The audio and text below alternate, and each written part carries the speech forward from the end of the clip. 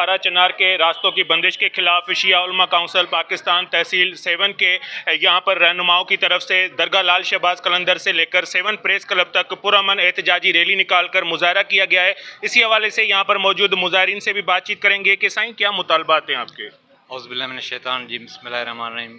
سر، ہمارے مطالبات یہ ہیں کہ پہلے تو پارا چنار کے جو راستہ ایک ہی واحد راستہ ہے جو پاکستان سے KPK میں خرم ایجنسی میں داخل ہوتا ہے، وہ فی الفور کھولا جائے۔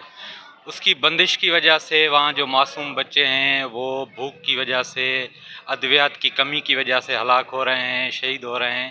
تو ہم حکومت پاکستان سے یہ مطالبہ کرتے ہیں کہ یہ راستہ کھولا جائے۔ بسم اللہ من الشیطان الرجیم، بسم اللہ الرحمن الرحیم۔ جیسا کہ قائد ملت جعفر علامہ سید ساجد علی نقوی کے حکم پر پورے پاکستان میں احتجاجی ریلیاں پرعمل احتجاجی ریلیاں نکالی گئی ہیں۔ اس کی وجہ یہ ہے کہ پارا چنار میں جو ظلم ہو رہا ہے، جس میں ادویات، پانی اور کھانے کی کچھ نہیں ہے، ان کے لیے ہم chief of staff army general Asif Munir اور وزیر اعلیٰ KPK اس کے علاوہ ایجنسی کے تمام اداروں سے اپیل کرتے ہیں کہ ان کے مطالبات کو حل کیا جائے۔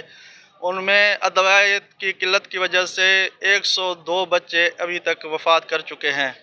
اگر آئندہ ان کو تحفظ نہیں دیا گیا اور اموات کا خدشات ہیں۔ جیسا کہ یہاں پر موجود آپ نے مظاہرین کی باتیں سنی، ان کا کہنا ہے کہ تحصیل 7 کے شیعہ علماء کونسل پاکستان کی جانب سے یہاں پر تمام یونٹ کے عہدیداران، رہنماؤں سمیت 7 کے مومنین کی جانب سے پارا چنار کے مظلوم جو وہاں کے مقامی رہائشی ہیں ان کے لیے جو ہے راستوں کی بندش کے خلاف آج ہم نے یہاں پر پرامن احتجاجی مظاہرہ کیا ہے اور حکومت وقت سے ہم مطالبہ کرتے ہیں کہ فی الفور پارا چنار کے راستے کھول کر مقامی شہریوں کو تحفظ فراہم کیا جائے۔ کیمرامین ٹیم کے ہمراہ ماجد علی قریشی، C110 نیوز 7 شریف۔